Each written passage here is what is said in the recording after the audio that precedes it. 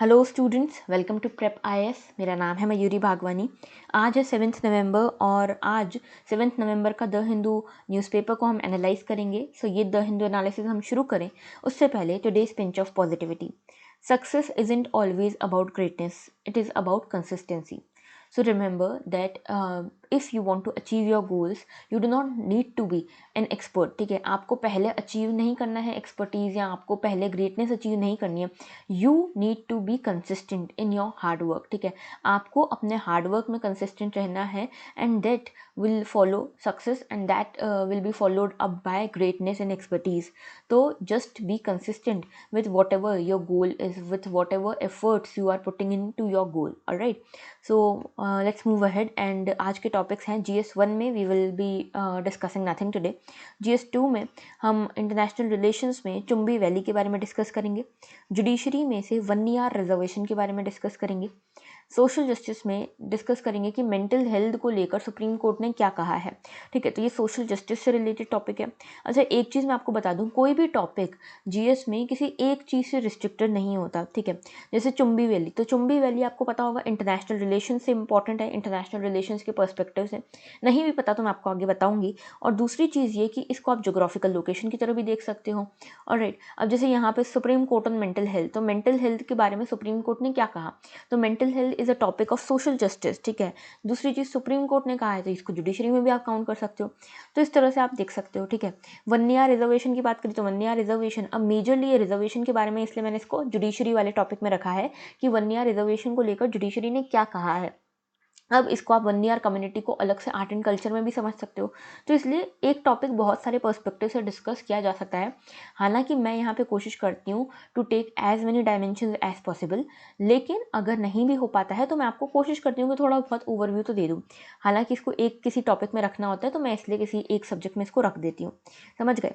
चलो, GS3 में economy में से हम देखेंगे power shortage in the country and then Srinagar a major port, तो श्रीनगर को एक मेजर पोर्ट बना दिया गया है, तो इसको देखेंगे। साइंस एंड टेक में we will be looking into the science behind aurora lights. Alright, and environment में हम देखेंगे मिथेन प्लेज के बारे में। एंड GS4 में we will be discussing nothing today. आज संडे है तो आज ना तो एथिक्स डोज होगा ना ही जोग्राफिकल लोकेशन होगी। ठीक है, कल से इसको कंटिन्यू करेंगे। तो पहला हमारा आज का आर्टिकल है October witnessed highest power shortage in country over 5 years. तो 5 साल में सबसे ज़्यादा जो पावर शॉर्टेज देखने को मिली है कंट्री में वो अभी अक्टूबर में देखने को मिली है।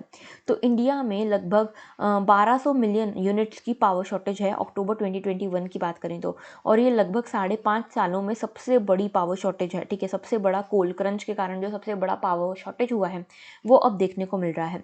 ठीक है, और इसके पीछे आपको सभी को रीज़न पता होगा। अगर आप लेक्चर्स को फॉलो कर रहे हो, अगर आप न्यूज़पेपर को फॉलो कर रहे हो तो आपको पता होगा इसके पीछे रीज़न है कोल क्राइसिस। ठीक है, कि कोल की बहुत ज़्यादा शॉर्टेज हो गई है, कोल की सप्लाई नहीं हो पा रही, डिमांड बहुत ज़्यादा है। तो इस कोल क्राइसिस के कारण ये जो पावर क्रंच देखने को मिला है, पावर शॉर्टेज देखने को मिल रही है, वो यहाँ पे प्रिवेल कर रही है। अब ये शॉर्टेज जो है सबसे ज़्यादा यहाँ पे गुजरात में देखने को मिल रही है, उसके अलावा राजस्थान है, हरियाणा है। ठीक है, जो रेड वाला ऑरेंज वाला पोर्शन है ना, इसमें सबसे ज़्यादा देखने को मिल रही है। ऑलराइट, अब देखो यहाँ पे ये मैप डिपिक्ट करता है अक्टूबर 2021 के सिनेरियो को। और यहाँ पे गुजरात, राजस्थान, हरियाणा, यूपी, बिहार, झारखंड वाला जो रीजन है, यहाँ पे सबसे ज़्यादा पावर शॉर्टेज देखने को मिल रही है। और इसके पीछे रीज़न है कोल क्राइसिस, जैसा कि मैंने आपको बताया। इसको हम ऑलरेडी डिस्कस कर चुके हैं कोल क्राइसिस को, लेकिन फिर भी एक बार शॉर्ट में देख लेते हैं। देखो, पहले तो कोल के बारे में समझो। हम हाईली डिपेंडेंट हैं कोल के ऊपर अपने एनर्जी सोर्सेज के लिए। और मैं किसकी बात कर रही हूँ, हम बात कर रही हूँ मैं इंडिया की। तो इंडिया जो है हाईली डिपेंडेंट है upon coal for its energy resources. और कोल की बात करें तो it is the most abundantly found fossil fuel, first thing. Then the electricity from coal is called thermal power. देखो, जैसे हाइड्रो पावर होती है जिसमें इलेक्ट्रिसिटी को आप हाइड्रो रिसोर्सेज से यूज़ यहाँ पे करवाते हो, एमिट करवाते हो। यानी कि वाटर रिसोर्सेज जो हैं, ओशन एनर्जी जो है, डैम्स वगैरह में आप जो यहाँ पे यूज़ करते हो, डैम्स को यूज़ करते हो ना आप इलेक्ट्रिसिटी जनरेट करने के लिए, वो होती है हाइड्रो इलेक्ट्रिसिटी। अब यहाँ पे जब कोल को यूज़ करोगे इलेक्ट्रिसिटी जनरेट करने के लिए, इसको बोलेंगे थर्मल पावर। ठीक है, जैसे सोलर पावर को यूज़ करते हो जब आप इलेक्ट्रिसिटी जनरेट करने के लिए, तो उसको कहते हैं सोलर इलेक्ट्रिसिटी। उसी तरह से ये थर्मल इलेक्ट्रिसिटी है। Alright, it is referred to buried sunshine. So see, this is a very important keyword here. Why it is known as a buried sunshine? Because what is coal? Coal is a fossil fuel. Fossil fuel क्या होता है? जो millions of years ago swamps के नीचे, ferns के नीचे, forest areas के नीचे धंस गया है, ठीक है। मान लो कि बहुत ही पुराना कोई यहाँ पे फॉरेस्ट एरिया हुआ करता था मिलियंस ऑफ ईयर्स अगो, ठीक है। Because of multiple reasons, because of multiple natural reasons, ये जो पूरा फॉरेस्ट एरिया है ये सॉइल के लेयर्स के नीचे धंस गया है, और उसके बाद यहाँ पे जो भी हमको सॉइल के नीचे मिनरल्स मिलते हैं that is a form of this fossil fuel only, ठीक है। तो इसीलिए इसको बरिड सनशाइन कहते हैं, ठीक है। तो यहाँ पे इस तरह से ये बहुत सारे स्वैम्स, बहुत सारे फर्न्स जब बरिड हो जाते हैं मिलियंस ऑफ ईयर्स अगो, ठीक है, under ocean surfaces, under soil, तो इनको हम कहते हैं कोल। यहाँ से हमको डिराइव होता है, कई सारे फॉसिल फ्यूल्स भी यहीं से डिराइव होते हैं, इसीलिए इसको बरिड सनशाइन कहते हैं। ऑलराइट, अब व्हाट लीडिंग कोल प्रोड्यूसर्स कौन है वर्ल्ड के? तो सबसे पहले China, US, Australia, Indonesia, India, ये सब जो है लीडिंग प्रोड्यूसर्स हैं। कोल प्रोड्यूसिंग एरियाज इंडिया की बात करें तो यहाँ पे मेजरली झारखंड के रीजन हैं, जैसे कि रानीगंज है, झारिया है, धनबाद, बोकारो, ये सब जो रीजन हैं ये मेजरली कोल प्रोड्यूसर्स हैं। अब 4 रैंक्स में आप कोल को यहाँ पे क्लासीफाई कर सकते हो: एंथ्रासाइट, ब्यूटिमिनस, सब ब्यूटिमिनस एंड लिग्नाइट। ऑलराइट, तो ये 4 तरीके हैं जिनसे आप क्लासीफाई कर सकते हो रैंक के बेसिस पे। एंड ये जो तरीके हैं ये किस पे डिपेंडेंट है? ये डिपेंडेंट है कार्बन अमाउंट कितना है इस कोल के टाइप में, और दूसरा कितनी हीट एनर्जी ये एमिट करता है, कितनी हीट को ये प्रोड्यूस कर सकता है ये कोल टाइप। ऑलराइट, अब देखो, हम जब बात करते हैं कोल शॉर्टेज की, तो what are the reasons behind this India's coal shortage? So the first one here is increased power demand. You all must be knowing that during COVID pandemic our economy has seen a major crunch. Alright, यहाँ पे हमने बहुत बड़ा crunch, बहुत बड़ा downfall देखा था economy में। एक क्वार्टर में लगभग 23% तक, 23.1% तक हमारी जीडीपी कॉन्ट्रैक्ट हुई थी, ठीक है। तो -23% हमने ग्रोथ भी देखी जीडीपी की, यानी कि कॉन्ट्रैक्शन भी देखा है आफ्टर कोविड पेंडेमिक, ठीक है। जब कोविड पेंडेमिक चला गया, after the lockdown was released, उसके बाद देखा गया कि इकोनॉमी को अब रिवाइव करना था। And since the economy had to recover here, so there was a demand, a higher demand of coal, ठीक है। जैसे कि अगर आप बात करो अगस्त 2020 की, देखिए यहाँ पे डिमांड थी लगभग 106 billion tons of coal was required here, लेकिन अगस्त 2021 की मैं बात करूँ so here about 124 billion tons of coal was required, ठीक है। और हम यहाँ पे बिलियन टन्स में बात कर रहे हैं, इसीलिए इतना भी फिगर अगर आगे बढ़ता है तो that is a huge supply demand gap. Alright, इसके बाद सप्लाई क्रंच भी है। एक साइड तो देखो डिमांड बढ़ रही है, दूसरी साइड सप्लाई क्रंच हो रहा है, सप्लाई डाउनफॉल हो रहा है। ऐसा क्यों? बिकॉज एक्यूमुलेशन नहीं है, हमारे पास कोल का उतना स्टॉक नहीं है। तीसरी चीज़ ये कि we had seen a continuous rainfall in majorly coal producing areas. अगस्त सितंबर में यहाँ पे बहुत ज़्यादा रेनफॉल देखने को मिली, जिसके कारण कोल डिस्पैच नहीं हो पाया कोल माइंस से। ओके, इसके अलावा इंपोर्ट्स में भी हमने गिरावट देखी। इंपोर्ट्स में इसलिए गिरावट देखी क्योंकि इंटरनेशनल प्राइसेस बहुत ज़्यादा हाई चले गए हैं, एंड हम इतना ज़्यादा महंगा कोल अफोर्ड नहीं कर सकते, इसीलिए हमने इंपोर्ट में भी गिरावट देखी। तो कुल मिला के सप्लाई किस तरह से कम हो रहा है ये देखो, एक तरफ तो यहाँ पे रेनफॉल के कारण डिस्पैच नहीं हो पा रहा था, दूसरी तरफ इंपोर्ट कम हो गया, तीसरी तरफ यहाँ पे क्योंकि एक्यूमुलेशन नहीं था कोल स्टॉक्स का, इसीलिए यहाँ पे पावर नहीं बन पा रहा। इसके अलावा नॉन पेमेंट्स ऑफ कोल ड्यूज़, तो कोल ड्यूज़ स्टेट के ऊपर कुछ सारे कोल ड्यूज़ हैं, कोल के रिगार्डिंग कर्जे हैं, ठीक है। उन्होंने कोल खरीदा लेकिन उसके ड्यूज़ पे नहीं किए हैं। ऐसे कौन कौन से स्टेट्स हैं? महाराष्ट्र है, राजस्थान है, तमिलनाडु, यूपी, एमपी, इन सभी स्टेट्स ने यहाँ पे इनके ऊपर काफ़ी बड़े बड़े कोल ड्यूज़ हैं, जिसके कारण ये और कोल खरीदने की अभी इनके पास क्षमता है नहीं, और इन्हीं सब के कारण हो रहा है यहाँ पे पावर शॉर्टेज।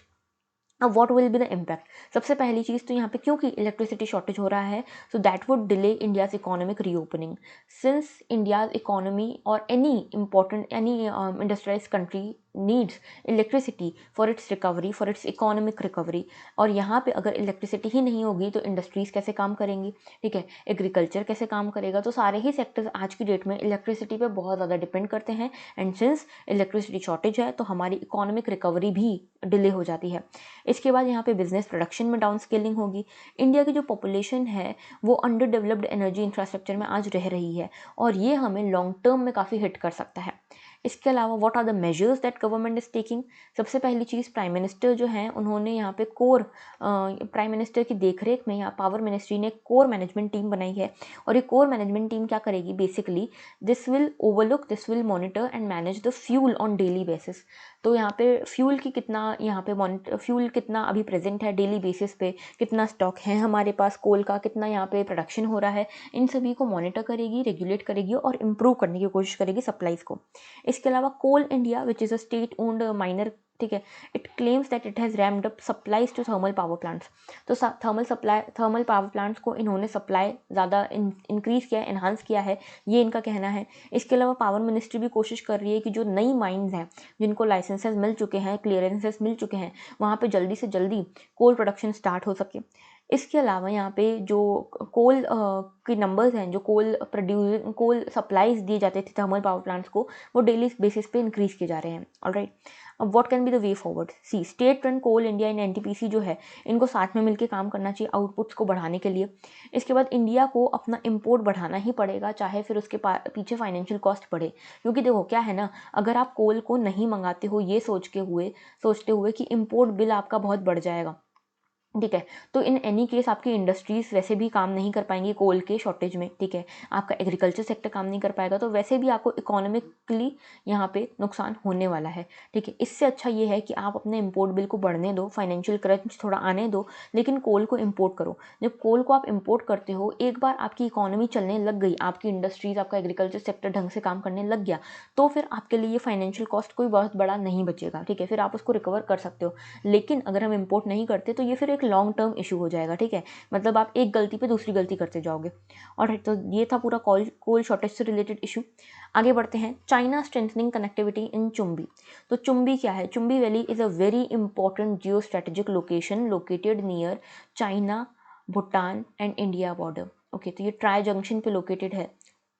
यहाँ पहले मैप देखो, ठीक है, तो ये मैप है, एक बार मैं आपको फिर से बता देती हूँ। ये देखो, ये इस तरह का मैप है, ठीक है, तो ये है हमारा सिक्किम रीजन, ठीक है, और यहाँ पे है हमारा भूटान।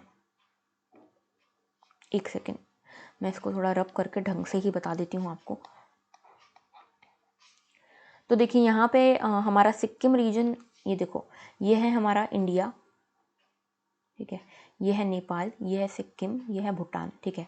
तो ये वाला जो रीजन दिख रहा है, ये है भूटान वाला, ठीक है, ये है असम वाला रीजन, ओके, ये है हमारा सिक्किम वाला रीजन। और इसके नीचे बहुत छोटा सा कॉरिडोर आता है जो कि जिसको हम कहते हैं सिलीगुड़ी कॉरिडोर। अब यहाँ पे देखो, ये मैं आपको दिखाती हूँ, ये सिक्किम दिख रहा है आपको, ठीक है, सिक्किम के बाद ये भूटान दिख रहा है। ये छोटा सा जो रीजन है ये है डोकलाम रीजन, ठीक है, जहाँ पे कि पहले भी स्टैंड ऑफ हो चुका है। और यहाँ पे है ये Chumbi valley. Chumbi valley basically Sikkim, Bhutan और चाइना के जो रीजन है उसके बीच में आती है, और यहाँ पे तीनों का ट्राई जंक्शन पड़ता है। इसी के जस्ट नीचे, चुम्बी वैली के जस्ट नीचे एक सिलीगुड़ी कॉरिडोर है। ये सिलीगुड़ी कॉरिडोर इंडिया के लिए बहुत ही इंपॉर्टेंट लोकेशन है। इसे चिकन स्नैक भी कहा जाता है। इसको ऐसा क्यों कहा जाता है? क्योंकि ये लगभग 20 टू 24 किलोमीटर्स वाइड ये एरिया है, जो कि मेजरली कनेक्ट करता है मेनलैंड इंडिया को नॉर्थ ईस्ट इंडिया से, ठीक है। तो ये इसीलिए बहुत इंपॉर्टेंट है। अगर किसी ने चुम्बी वैली पे बहुत ज़्यादा कंट्रोल पा लिया तो वो धीरे धीरे सिलीगुड़ी कॉरिडोर पे भी कंट्रोल पा सकता है, और सिलीगुड़ी कॉरिडोर पे अगर किसी का कंट्रोल हो गया तो फिर हमारे इंडिया को पूरी तरह से नॉर्थ ईस्ट से काट सकता है, ठीक है, मेनलैंड इंडिया को नॉर्थ ईस्ट इंडिया से पूरी तरह से काट सकता है वो कंट्री जो कि सिलीगुड़ी कॉरिडोर का यहाँ पे जिसके पास कंट्रोल आ जाए। तो चाइना यहाँ पे कोशिश कर रहा है कि चुम्बी वैली में अपनी जो मिलिट्री स्ट्रेंथ है, कनेक्टिविटी है, उसको बढ़ाए, सो दैट इंडिया की इस स्ट्रेटेजिक लोकेशन के पास आ सके, सिलीगुड़ी कॉरिडोर या चिकन स्नैक के पास आ सके चाइना, ठीक है। तो चाइना बेसिकली हर तरह से कोशिश कर रहा है कि इंडिया की जो सिक्योरिटी है, इंटरनल सिक्योरिटी, एक्सटर्नल सिक्योरिटी, इसे किस तरह से डिस्टर्ब किया जा सके। तो यहाँ पे आपको ये चीज़ पता होनी चाहिए, ठीक है। और यहाँ ये कहा गया है कि जो हमारे लेफ्टिनेंट जनरल्स हैं, उन्होंने ये कहा है कि हम काफ़ी ज़्यादा जॉइंट कोऑर्डिनेशन कर रहे हैं, लेकिन फिर भी ये लोग अंदर घुसे जा रहे हैं और एक तरह से ये एक्सेस बनाने की कोशिश कर रहे हैं, अल्टरनेट एक्सेस इन चुम्बी वैली, ठीक है, सो दैट ये सिलीगुड़ी कॉरिडोर के पास आ सकें। और क्योंकि सिलीगुड़ी कॉरिडोर हमारे लिए एक बहुत इंपॉर्टेंट लोकेशन है, क्यों इतनी इंपॉर्टेंट है? क्योंकि देखो, सबसे नैरोएस्ट पॉइंट है ये, ठीक है, और इस नैरोएस्ट पॉइंट को अगर आपने कंट्रोल कर लिया, क्योंकि इसको कंट्रोल करना बहुत ईजी है, क्योंकि इतना सा लोकेशन है, ठीक है, अगर इसको कंट्रोल कर लिया तो पूरी तरह से मेनलैंड इंडिया को नॉर्थ ईस्टर्न इंडिया से अलग करा जा सकता है, ओके। और भूटान से, बांग्लादेश से बहुत ही कम दूरी पे है ये, और कोई भी पर्सन अगर इस रीजन तक आ जाता है, डोकलाम तक आ जाता है, चुम्बी वैली तक आ जाता है, तो उसके लिए सिलीगुड़ी कॉरिडोर तक आना कोई बहुत बड़ी बात नहीं होगी, ठीक है। अब चाइना जो है यहाँ पे मेनलैंड जो यहाँ पे चुम्बी वैली है, यहाँ पे तिब्बत के जो रिक्रूटर्स हैं, उनके जो नए तिब्बत के रिक्रूट किए हैं उन्होंने लोग, उनको यहाँ पे डिप्लॉय कर रहे हैं। तो तिब्बत लगभग 400 तिब्बतन पर्सनल्स को यहाँ पे डिप्लॉय किया गया है फॉर इंक्रीजिंग द कनेक्टिविटी। देखो चाइना का हमेशा से ये रहा है कि कनेक्टिविटी के नाम पे, इंफ्रास्ट्रक्चर के नाम पे ये दूसरे देशों में घुस जाता है, ठीक है। तो वैसी ही जो कोशिश अभी कर रहा है ये चाइना, हालांकि हमें तो पता है कि इसका नेचर कैसा है, तो हम यहाँ पे पूरी तरह से सतर्क हैं। लेकिन आपको ये भी पता होना चाहिए कि जब डोकलाम इशू हुआ था तो हमने उसमें क्यों इंटरफेयर किया था। डायरेक्टली इंडिया और चाइना के बीच का इशू नहीं था वो, इंडिया और भूटान के बीच का, भूटान और चाइना के बीच का इशू था। लेकिन फिर भी इंडिया ने इंटरफेयर किया था। क्यों इंटरफेयर किया था? क्योंकि पहली चीज़ तो भूटान के साथ हमारी एक फ्रेंडशिप ट्रीटी है, ठीक है, जिसमें हम भूटान की हेल्प करेंगे जब भी भूटान के ऊपर कोई इस तरह का संकट आता है। तो सेकंड चीज़ यहाँ पे ये कि डोकलाम हमारे लिए स्ट्रेटेजिकली बहुत इंपॉर्टेंट है, क्योंकि देखो भूटान एक तरह से यहाँ पे बफर स्टेट का काम करता है, since Bhutan is in between. इसीलिए चाइना डायरेक्टली इंडिया के ऊपर कम से कम इतनी टेरिटरी में तो नहीं आ सकता, ठीक है। वो कोशिश करता है भूटान की टेरिटरी को यहाँ पे कंट्रोल करने की, सो दैट अल्टीमेटली वो इंडिया तक आ सके। लेकिन भूटान यहाँ पे एक बफर स्टेट का काम करता है, इसीलिए भी हमारे लिए डोकलाम इंपॉर्टेंट हो जाता है। क्योंकि अगर डोकलाम यहाँ पे कवर हो जाता, चाइना डोकलाम को यहाँ पे कंट्रोल कर लेता, तो चुम्बी वैली भी इसकी हो जाती, और उसके कारण सिलीगुड़ी कॉरिडोर तक पहुँचना चाइना के लिए एक बहुत बड़ा टास्क नहीं रहता, ठीक है। तो ये पूरा इशू था। आगे बढ़ते हैं। देखो, supreme court turns focus on mental health issues. तो सुप्रीम कोर्ट ने मेंटल हेल्थ इश्यूज के ऊपर यहाँ पे बहुत ज़्यादा फोकस करते हुए एक चीज़ कही है यहाँ पे हाई कोर्ट को। तो बेसिकली क्या हुआ, देखो यहाँ पे सुप्रीम कोर्ट ने हाई कोर्ट सारी ही सबॉर्डिनेट कोर्ट्स या हाई कोर्ट्स को ये कहा है, जैसे कर्नाटक में भी एक यहाँ पे कर्नाटक हाई कोर्ट को ये majorly specifically Karnataka high court को ये कहा है कि आप मेंटल हेल्थ इश्यूज़ को सीरियसली लीजिए, और मेंटल हेल्थ इश्यूज़ को आप एक चश्मे से नहीं देख सकते, एक नज़र से नहीं देख सकते। one size fits all is not the right approach to deal with mental health issues. Why it has been said? क्योंकि देखो यहाँ पे क्या हुआ था, कर्नाटक हाई कोर्ट में एक केस आया। इस केस में क्या बोला गया कि एक ऑफिसर थे, ठीक है, उनके ऑफिसर के जो ड्राइवर हैं उन्होंने यहाँ पे सुसाइड कर लिया, और ड्राइवर के जो भी फैमिली मेम्बर्स थे, जो भी साथ में लोग थे, उन्होंने ये इल्ज़ाम लगाया है कि because of this officers harassment, because of the harassment of this driver by the officer, this driver has committed suicide. तो इस ड्राइवर ने सुसाइड इसलिए कमिट की क्योंकि ये जो ऑफिसर थे जिनके अंडर ये काम कर रहे थे, उन्होंने उनको काफ़ी हरास किया। किस तरह से हरास किया? इन्होंने, ऑफिसर ने ड्राइवर के नाम पे झूठे कागज़ बनवा दिए, ठीक है, बैंक के पेपर्स बनवा दिए, और इनके नाम पे बहुत ज़्यादा जो इलीगल मनी ये इकट्ठा कर रहे थे वो इस ड्राइवर के नाम पे इकट्ठा कर रहे थे, ठीक है। तो ये ब्लैक मनी के कारण, ये जो ब्लैक मनी अपने, जो इनकी ब्लैक मनी थी वो इस ड्राइवर के नाम पे इकट्ठा कर रहे थे, और एक तरह से इनको ब्लैकमेल कर रहे थे, हरास कर रहे थे। तो हाई कोर्ट ने यहाँ पे कहा कि ऐसा तो हमें कुछ नहीं लगता, ठीक है, और हाई कोर्ट ने इस केस को डिसमिस कर दिया। अब क्या कहते हुए हाई कोर्ट ने इस केस को डिसमिस किया? हाई कोर्ट ने ये कहा कि ड्राइवर तो बस मस्त मज़े में था, ठीक है, तुम कहाँ से कह रहे हो कि डिप्रेशन में था, मेंटल इलनेस में था, मेंटल हेल्थ इसकी ठीक नहीं थी, इसने सुसाइड किया है बिकॉज ऑफ दिस प्रेशर। ऐसा तो कहीं से नहीं दिखता, क्योंकि ये तो मस्त जीवन जी रहा था अपना, ठीक है, ये अपने फ्रेंड्स से मिल रहा था, अपने रिलेटिव से मिल रहा था, जब ये दूसरों से मिलता था तब दूसरों को ऐसा कुछ भी नहीं लगा कि ये मेंटली इल है।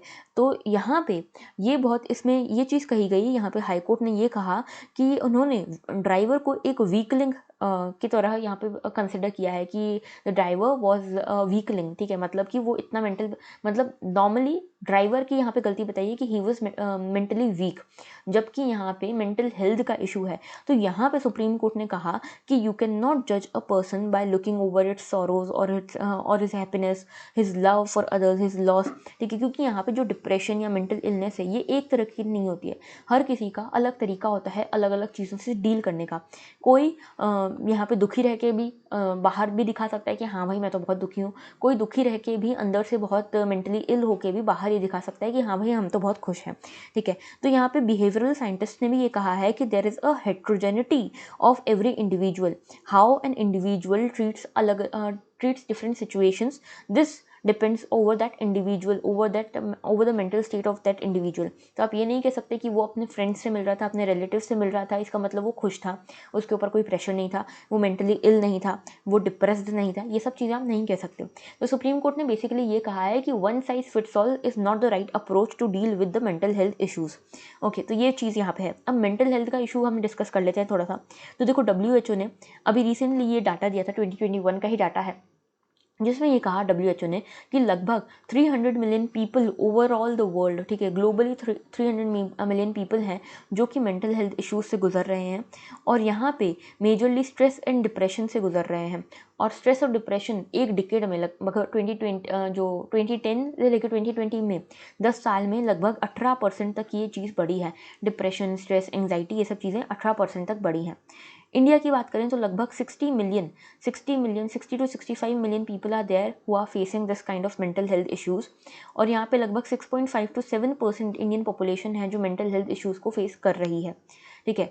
इसके बाद यहाँ पे देखो 1 करोड़ to 2 करोड़ पीपल हैं जिनको सिवियर हेल्थ इश्यूज़ हैं, सिवियर मेंटल हेल्थ इश्यूज़ हैं, जिसमें स्किज़ोफ्रेनिया आता है, बाइपोलर डिसऑर्डर्स आते हैं, ठीक है। और ये लगभग 0.06% ऑफ GDP जो है, इंडियन GDP, इसको भी डायरेक्टली अफेक्ट कर रहा है। तो this is a very big number, 60 to 65 million people. सोचो 60 to 65 मिलियन पीपल इंडिया में अफेक्टेड हैं because of this mental health issues. तो हमारे लिए इनको एड्रेस करना बहुत ज़्यादा ज़रूरी हो जाता है।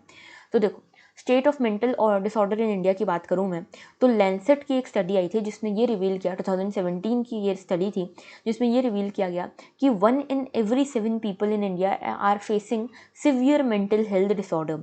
तो हर 7 में से एक लोग मेंटल डिसऑर्डर, और वो भी severe kind of, mild to severe disorder, ये फेस कर रहे हैं। प्रपोर्शनल कंट्रीब्यूशन की बात करूं मैं, तो यहाँ पर जो टोटल डिसीज़ बर्डन है वो 1990 से 2017 के बीच में डबल हो गया है, ठीक है। इसके अलावा जो ये जो मेंटल डिसऑर्डर्स की प्रॉब्लम है, ये सदर्न स्टेट्स में ज़्यादा देखी जा रही है। क्यों? क्योंकि there is a nature of development, modernization हो रहा है, अर्बनाइजेशन हो रहा है। और देखो, आप इसको जैसे अगर आपने सोशियोलॉजी के स्टूडेंट अगर आप रहे हो, तो आपने अगर पढ़ा होगा, तो यहाँ पे एमाइल दरखाइम की एक स्टडी है रिगार्डिंग सुसाइड्स। उसमें ये बताया जाता है कि किस तरह से यहाँ पे जो टाइज़ हैं, ट्रेडिशनल टाइज़ जैसे वो टूटते हैं, उसके कारण कितना ज़्यादा प्रेशर पड़ता है किसी इंडिविजुअल पे, मेंटल प्रेशर, इमोशनल प्रेशर पड़ता है। अगर रूल्स एंड रेगुलेशंस टूटते हैं या रूल्स एंड रेगुलेशन करने वाली कोई अथॉरिटी ही नहीं है, जैसे किसी केस में सोसाइटी होती है, किसी केस में गवर्नमेंट होती है, वो कोई अथॉरिटी ही नहीं है, तो भी यहाँ पे ऐसे सुसाइड के केसेस बढ़ते हैं। तो यहाँ पे बेसिकली ये कहा गया है कि क्योंकि अर्बनाइजेशन, मॉडर्नाइजेशन बढ़ रहा है, लोग अपने ट्रेडिशनल टाइज से दूर जा रहे हैं, अपने फैमिली टाइज से दूर जा रहे हैं, they are having nobody to share their feelings with. तो इसीलिए भी यहाँ पे सुसाइड के केसेस, मेंटल डिप्रेशन के केसेस बढ़ रहे हैं, ठीक है, स्पेशली सदर्न इंडिया में। क्योंकि नॉर्दर्न इंडिया में अभी भी जो फैमिली ट्रेडिशन है वो अभी भी इंटैक्ट है, अभी भी मॉडर्नाइजेशन उतना नहीं हुआ है, अभी भी अर्बनाइजेशन उतना नहीं हुआ है, ठीक है। उसके अलावा यहाँ पे फीमेल्स में ज़्यादा देखने को मिल रहा है ये डिप्रेसिव ट्रेंड। क्यों? क्योंकि they are already a victim of abuse, sexual abuse, gender discrimination, stress due to antenatal and postnatal issues. तो यहाँ पे बहुत सारे इश्यूज़ जेंडर के बेसिस पे भी ये वुमेन जो है वो फेस करती हैं। Now various measures for India to address mental health issues. तो क्या क्या मेजर्स हैं? पहला तो देखो, यहाँ पे मेजर ये लिया जा सकता है कि यहाँ पे ट्रीटमेंट गैप को रिड्यूस किया जाए मेंटल डिसऑर्डर्स की। दूसरी चीज़ ये कि यहाँ पे मेंटल हेल्थ सेक्टर में नंबर ऑफ पर्सनल्स को इंक्रीज़ किया जाए। तीसरी चीज़ ये कि यहाँ पे डिस्क्रिमिनेटरी एटीट्यूड जो है हमारा towards this mental health issue, इसको हम कम करें। एक जो स्टिग्मा अटैच्ड है, इसको हम यहाँ पे इसकी तरफ वर्क करें। और चौथी चीज़ ये कि इंटीग्रेटेड अप्रोच होने की ज़रूरत है, डिटेक्ट करने में, ट्रीटमेंट करने में, मैनेज करने में, इन सभी में एक इंटीग्रेटेड अप्रोच की ज़रूरत है।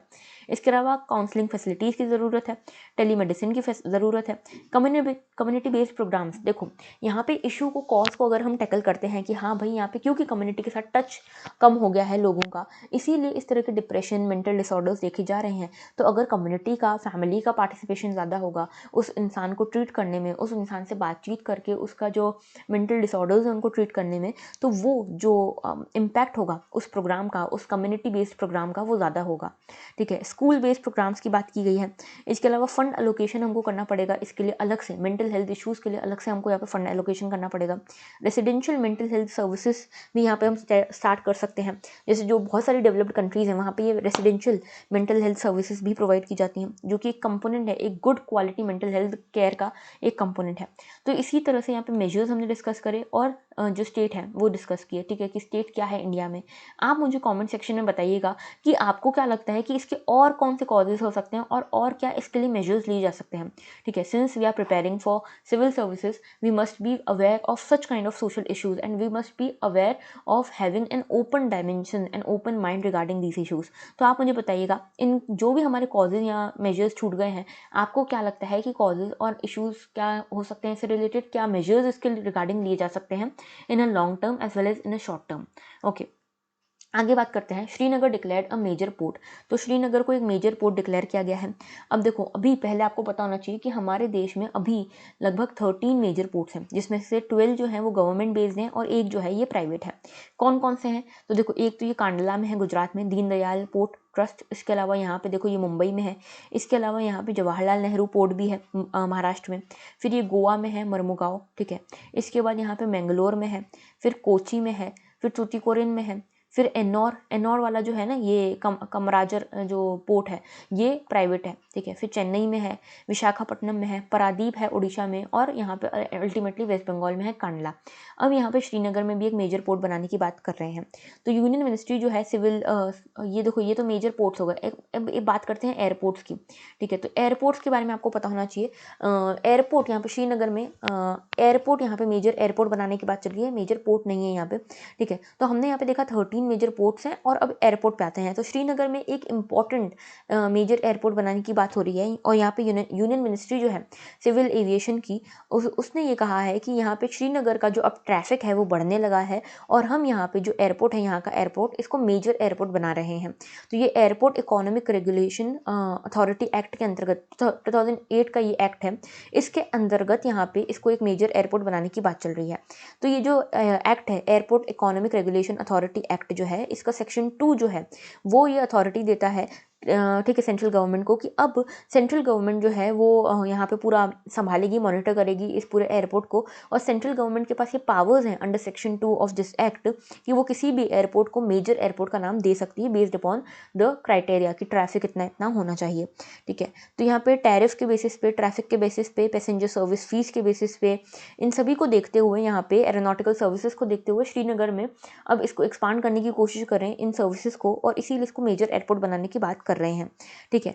अब यहाँ पे एनुअल पैसेंजर ट्रैफिक भी बढ़ रहा है, तो इसके लिए यहाँ पे ये सब हो रहा है। देखो, इससे पहले क्या होता था, जब तक ये मेजर एयरपोर्ट नहीं था, तब तक जो एयरपोर्ट अथॉरिटी ऑफ इंडिया है, जो सिविल एविएशन मिनिस्ट्री के अंतर्गत आती है, ये डिटरमाइन करती थी टैरिफ्स क्या होंगे, श्रीनगर में क्या ट्रैफिक होगा। अब इसको सेंट्रल गवर्नमेंट डिसाइड करेगी कि कितना क्या यहाँ पे टैरिफ होगा और कितनी फीस वगैरह लगेगी, ठीक है। आगे बात करते हैं, sun lights up aurora in high latitude countries. तो देखो, यहाँ पे देखा गया है कि एक अनयूजुअल सा फिनोमेना देखा गया, और क्योंकि आज संडे है तो इसलिए साइंस एंड टेक में से भी आया है ये इशू, कि यहाँ पे एक चीज़ देखी गई कि यूजुअली हाई लैटिट्यूड कंट्रीज़ में ही ऑरोरा लाइट्स देखी जाती थी, लेकिन इस बार थोड़ा सा नीचे भी, या जैसे कि यूके में, यूएस में भी यहाँ पे ऑरोरा लाइट्स देखी गई है, ठीक है। तो ये जो है यहाँ पे एक ऑलरेडी एक प्रेडिक्शन था, सोलर फ्लेयर आने वाला था, एक सन के अंदर एक सोलर फ्लेयर ट्रिगर होने वाला था because of the magnetic storm, और ये पहले से ही हमारे साइंटिस्ट जो हैं इंडिया के, उन्होंने प्रिडिक्ट कर लिया था। और उसी के कुछ घंटों बाद यहाँ पे सोलर फ्लेयर के कारण जो ऑरोरा लाइट्स थी वो देखने को मिली, ठीक है। तो पहले हम ऑरोरा लाइट्स डिस्कस करते हैं, फिर हम इस इशू के ऊपर आते हैं। तो देखो, ये बहुत ही सुंदर सी, बहुत ही अट्रैक्टिव सी लाइट्स होती हैं, और ये पूरा नेचुरल फिनोमेना होता है, इसमें कुछ भी आर्टिफिशियल नहीं होता है। तो इस तरह की लाइट्स दिखती हैं in the sky, in the upper atmosphere, ये सारा फिनोमेना होता है जिसके कारण ये लाइट्स दिखती हैं, ठीक है। इनको पोलर लाइट्स भी कहते हैं, और इनको नॉर्दर्न लाइट्स, सदर्न लाइट्स भी कहते हैं, डिपेंडिंग अपॉन देयर लोकेशन। तो ये ऑरोरा हैं क्या? These are the display of light in sky predominantly seen in high latitude regions. तो हायर लैटिट्यूड रीजन्स में ये लाइट्स जनरली देखने को मिलती हैं, ठीक है, आर्कटिक और अंटार्कटिक रीजन में। और इनको पोलर लाइट कहते हैं क्योंकि ये पोल्स पे देखने को मिलती हैं। तो दो तरह की होती है, aurora borealis and aurora australis. Aurora borealis जो है वो नॉर्दर्न हेमिस्फीयर में, नॉर्दर्न पोल के पास देखने को मिलती है, और ऑरोरा ऑस्ट्रेलिस जो है ये सदर्न हेमिस्फीयर में, ऑस्ट्रेलिया के आसपास देखने को मिलती है, ठीक है। इसलिए इसको नॉर्दर्न लाइट्स और सदर्न लाइट्स भी कहते हैं। यूजुअली मिल्की ग्रीनिश कलर की होती है, देखो आप ग्रीन कलर देख पा रहे हो यहाँ पे, पिंक, रेड, वायलेट, ब्लू, अलग अलग कलर्स इसमें देखने को मिलते हैं depending upon the intensity of the phenomena, ठीक है। इसके अलावा अलग अलग शेप्स देखने को मिलते हैं। ये जो ओरिजिन है इनका 100 to 400 किलोमीटर्स की हाइट पे होता है। अब देखो बेसिकली होता क्या है, मैं आपको सिंपल भाषा में समझाती हूँ। देखो, ये है सन, ठीक है। सन में क्या होता है, कई बार इनकी जो मैग्नेटिक फील्ड है, सन की जो, देखो सन की जो एनर्जी एमिट होती है ना, कई बार सोलर एनर्जी के फॉर्म में यहाँ पे एमिट होती है, सोलर फ्लेयर्स के फॉर्म में एमिट होती है। और यहाँ पे ये है अर्थ का ये है मैग्नेटोस्फीयर, ठीक है। अर्थ का मैग्नेटोस्फीयर है, यहाँ पे अर्थ के जो चार्ज इलेक्ट्रॉन हैं वो रहते हैं, और ये जो चार्ज इलेक्ट्रॉन हैं ये और ज़्यादा चार्ज हो जाते हैं जब इनके ऊपर ये सोलर एनर्जी, सोलर फ्लेयर्स पड़ती हैं।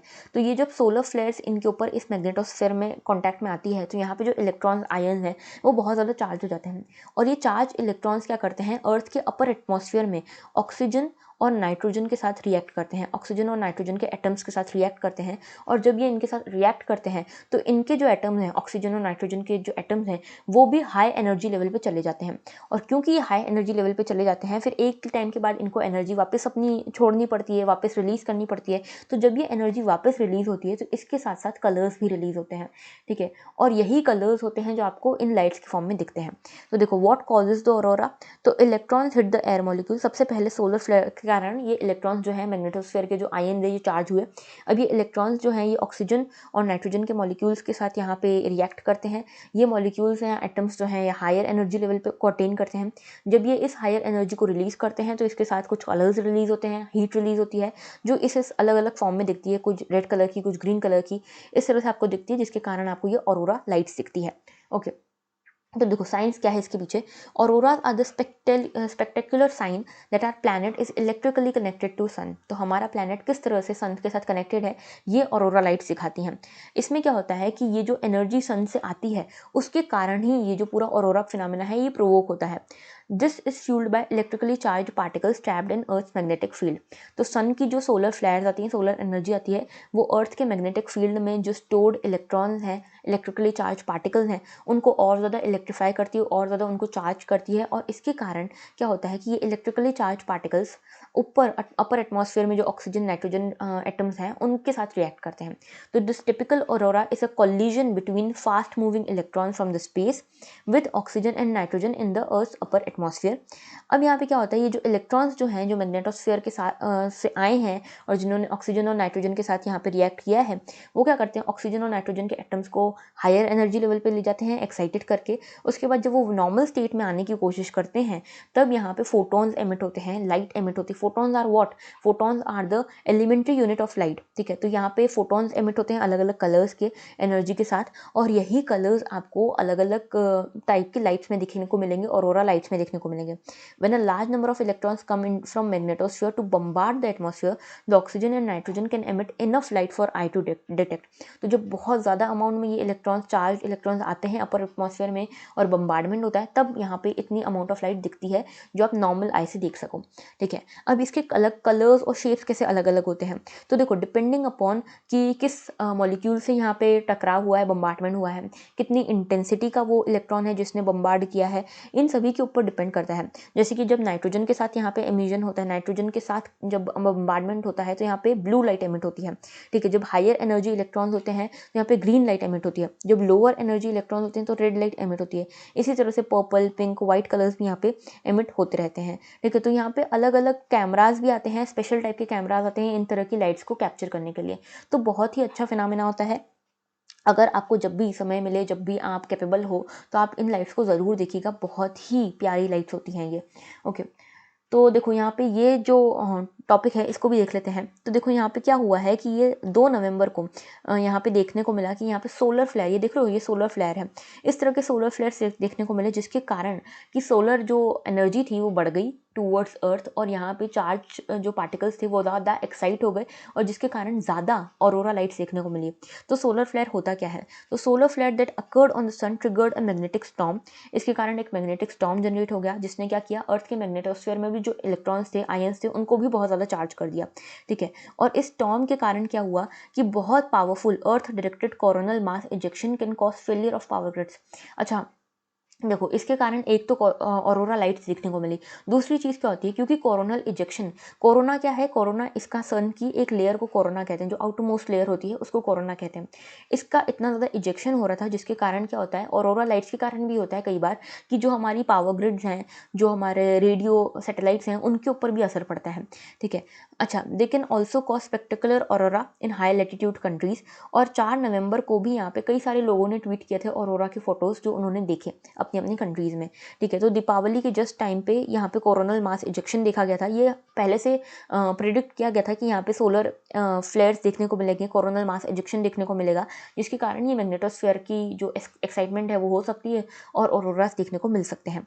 तो solar magnetic cycle that works in the deep interior of sun creates region that rise to surface and appears like a dark sunspot.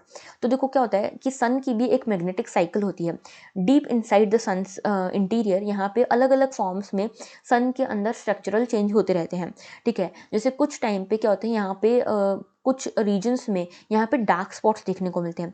ये डार्क स्पॉट क्या होते हैं, जो आसपास का एरिया है सन का उससे थोड़े से कम टेम्परेचर पे होते हैं, इसीलिए इनको डार्क स्पॉट कहते हैं। और ये जो सोलर फ्लेयर्स हैं ये क्या होती है, हाई एनर्जी फिनोमिना होती हैं जो सनस्पॉट्स के नीचे होती हैं। सनस्पॉट्स के अंदर जो होती हैं ये हाई एनर्जी फिनोमिना, इनको सोलर फ्लेयर कहते हैं। और इसमें बहुत ज़्यादा एनर्जी स्टोर होती है जो कि मैग्नेटिक स्ट्रक्चर्स को यहाँ पे काफ़ी ज़्यादा कन्वर्ट कर सकती है लाइट एंड हीट एनर्जी में। और इसी के कारण यहाँ पे ये ऑरोरा, सोलर फ्लेयर्स, ये सब कुछ देखा जा रहा है।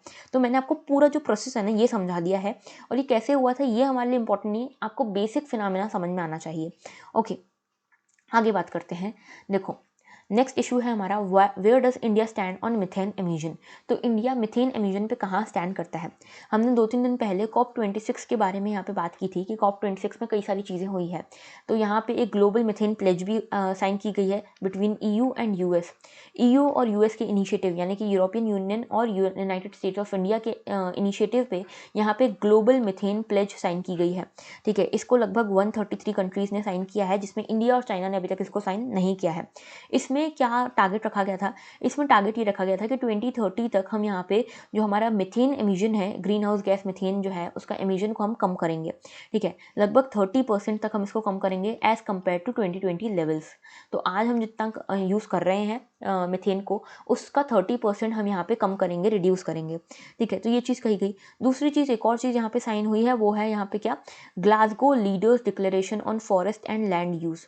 Glasgow leaders declaration on forest and land use. तो फॉरेस्ट एंड लैंड यूज़ को लेकर एक डिक्लेरेशन साइन हुआ है यहाँ पे, ठीक है, जो यूनाइटेड किंगडम ने इसको इनिशिएट किया था, जिसमें कि बात कर रहे हैं कि डिफॉरेस्टेशन को हमको हॉल्ट करना चाहिए, यानी कि हमें डिफॉरेस्टेशन को रोकना चाहिए अब। तो इसको इंडिया ने साइन नहीं किया, हालांकि चाइना ने इसको साइन किया है। ओके, अब देखो, अच्छा मुझे कुछ रिक्वेस्ट कमेंट सेक्शन में मिल रही थी कि COP26 के ऊपर एक अलग से वीडियो बनाना चाहिए। तो देखो 12 नवंबर तक ये चल रही है ये मीटिंग COP26 वाली, तो ये हो जाए एक साथ, सारे जो भी इनिशिएटिव्स हैं सामने आ जाए, सारे आउटकम सामने आ जाए, फिर हम इसके ऊपर एक वीडियो बनाएंगे आफ्टर 12 नवंबर, जब ये इसका सारे आउटकम्स बाहर आ चुके होंगे, ठीक है। क्योंकि अभी बनाएंगे फिर कुछ और नए निकल के आए आउटकम्स, तो फिर मतलब नहीं है ना। तो इकट्ठा हम जब ये पूरी मीटिंग हो जाएगी कंक्लूड, फिर बनाएंगे। अच्छा, वापस आते हैं इसके ऊपर। अब देखो मिथेन क्यों इतनी पोटेंट ग्रीन हाउस गैस है, क्यों ग्लोबल मिथेन प्लेज ली जा रही है। तो मिथेन को कहा जाता है कि बहुत पोटेंट ग्रीन हाउस गैस है। ऐसा क्यों, क्योंकि लगभग 20% जो ग्लोबल ग्रीन हाउस गैसेज हैं उसका 20% पूरा जो कॉन्ट्रीब्यूशन है वो मिथेन करती है। लगभग 1/5 हो गया है ना, 1/5 कितना हो गया, 20%। दूसरी चीज़ ये कि कार्बन डाइऑक्साइड जितना भी एमिशन कर सकते हैं आप कार्बन डाइऑक्साइड का, उसमें जितनी भी ट्रैप करने की कैपेसिटी होती है हीट को, मिथेन क्या है, CH4 मिथेन है, ठीक है। और कार्बन डाइऑक्साइड क्या है, CO2। तो carbon dioxide for example x amount of heat को ट्रैप कर सकती है। तो जो CH4 है, मिथेन जो है, वो 25 टाइम्स ऑफ एक्स को यहाँ पे 25 टाइम्स ऑफ हीट को यहाँ पे ट्रैप कर सकता है। तो इतना ज़्यादा पोटेंशियल है इसमें हीट को ट्रैप करने का। लास्ट 2 सेंचुरीज़ में मिथेन का कॉन्सेंट्रेशन जो है लगभग डबल हो गया है। 20 सालों में लगभग डबल इसका जो कॉन्सेंट्रेशन है वो हो चुका है, और that is majorly because of human related activities, ठीक है। अच्छा, एक चीज़ और कि कार्बन डाइऑक्साइड जो है ये लॉन्ग लिव्ड होती है, ठीक है, लेकिन जो मिथेन है ये शॉर्ट लिव्ड है। इसीलिए मिथेन को यहाँ पे एलिमिनेट करना पॉसिबल है। कार्बन डाइऑक्साइड को एलिमिनेट करना इतना ईजी नहीं है, लेकिन मिथेन को एलिमिनेट करना थोड़ा सा कंपैरेटिवली ईजी है, ठीक है। और दूसरी चीज़ ये भी है कि मिथेन कई सारे नेचुरल सोर्सेज से भी निकलता है और ह्यूमन इंड्यूस्ड भी होता है। नेचुरल सोर्सेज कौन से हैं इसके, जैसे कि लैंडफिल्स हो गई, oil and natural gas system हो गया, एग्रीकल्चर एक्टिविटीज़ हो गई, ये सब जो है ये कुछ इसके नेचुरल सोर्सेज हैं, कुछ इसके ह्यूमन इंड्यूस्ड हैं। जैसे वॉल्केनो है, वॉल्केनो को आप प्योरली नेचुरल सोर्स कह सकते हो, लेकिन जैसे एग्रीकल्चरल एक्टिविटीज़ हैं इसको आप ह्यूमन इंड्यूस्ड भी कह सकते हो। लाइफ स्टॉक रियरिंग है उसको भी आप ह्यूमन इंड्यूस्ड कह सकते हो। तो इन सब सोर्सेज के कारण ही निकलता है। अब इसको एलिमिनेट करना बहुत हद तक पॉसिबल है, इसीलिए इसको लेकर यहाँ पे प्लेज वगैरह ली जा रही है, ठीक है। अब देखो इंडिया ने क्यों साइन नहीं किया है प्लेज को, क्योंकि देखो इंडिया हालांकि 3rd लार्जेस्ट एमिटर है मिथेन का, लेकिन फिर भी इंडिया ने इसको साइन नहीं किया, क्योंकि इंडिया आज भी बहुत ज़्यादा अमाउंट में रूरल इकोनॉमी पे डिपेंड करता है। हमारी आज भी 70% जनता रूरल एरियाज़ में रहती है। हमारी आज भी 50% से ज़्यादा पॉपुलेशन एग्रीकल्चर पर डिपेंड करती है, लाइफ स्टॉक रियरिंग पे डिपेंड करती है। इंडिया फर्स्ट आता है in terms of life stock, ठीक है, कि नंबर ऑफ लाइफ स्टॉक हमारे यहाँ पे सबसे ज़्यादा है, कैटल पॉपुलेशन हमारे यहाँ सबसे ज़्यादा है।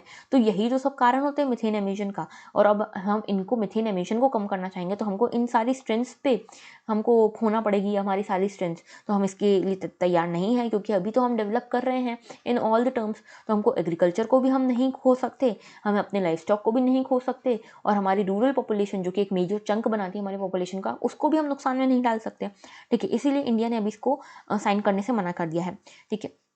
अब देखो दूसरी चीज़ ये कि इंडिया ने ये कहा है कि अप्रॉक्सीमेटली 20% जो मीथेन एमिशन होता है उसके इंडिया में वो होता है एंथ्रोपोजेनिक मीन्स से।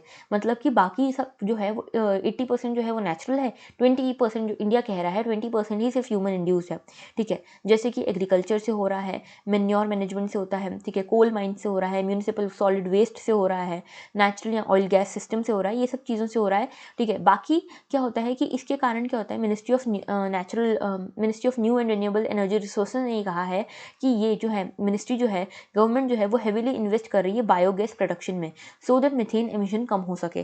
तो इंडिया कोशिश कर रही है कि बायोगैस प्रोडक्शन से हम मीथेन एमिशन कम कर दें, लेकिन हम इन चीज़ों पे कट डाउन नहीं करना चाहते। एग्रीकल्चर हो गया, लाइफ स्टॉक होगी, रूरल इकोनॉमी हो गई, इन पे हम यहाँ पे कट डाउन नहीं करना चाहते।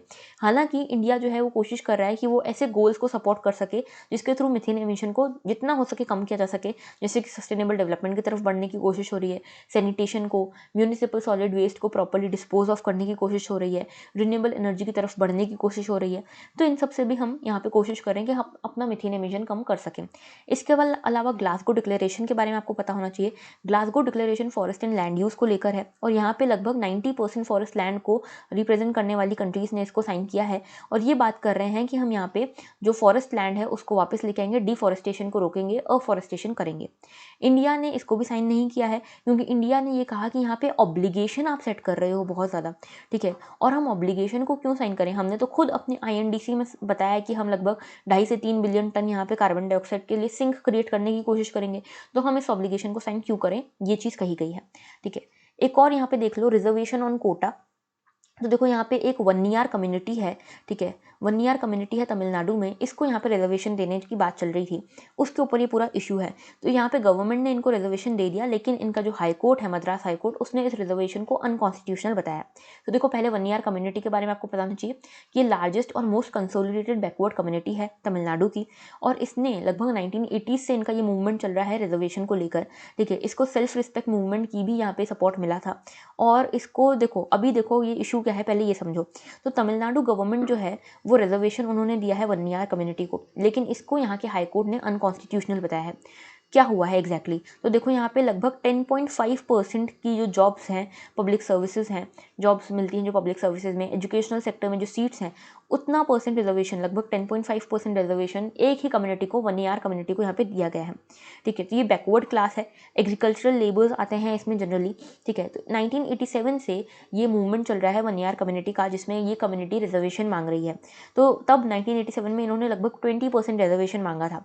1989 में गवर्नमेंट ने इनको मोस्ट बैकवर्ड क्लास में एक रिजर्वेशन दिया। तो देखो यहाँ पे आपको पता होगा 50% यहाँ पे कॉन्स्टिट्यूशनल लिमिट होती है कि आप यहाँ पे 50% तक रिजर्वेशन दे सकते हो।